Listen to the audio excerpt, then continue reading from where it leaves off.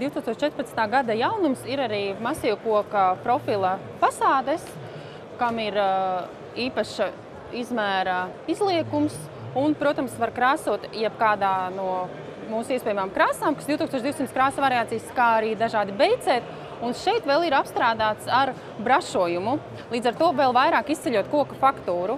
Kā arī jaunums ir viens no variantiem, šeit ir izrādīts 3D frezējumiem, ar ko mēs vēlamies parādīt, ka 3D frezējumus varam izgatavot pēc klienta vēlmēm, principā no jebkura iesūtītā faila.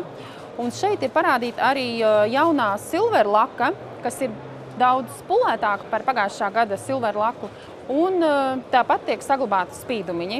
Šeit ir izrādīts arī iepriekšējā gada jaunums, kas ir akmens fasādes. Akmens fasādes ir uz MDF materiāla, uzpresēts virsū 2 mm akmens, tādā veidā padarot to noturīgu, bet saglabājot akmens zīmējumu, akmens fasāžu efektu mājās.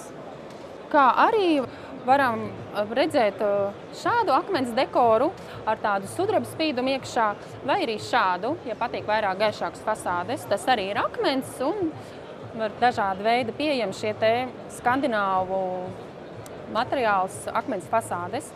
Un vēl šī gada jaunums, ko mēs esam šeit izrādījuši, ir no veciem ozolkoku baļķiem taisīta jauna fasāde.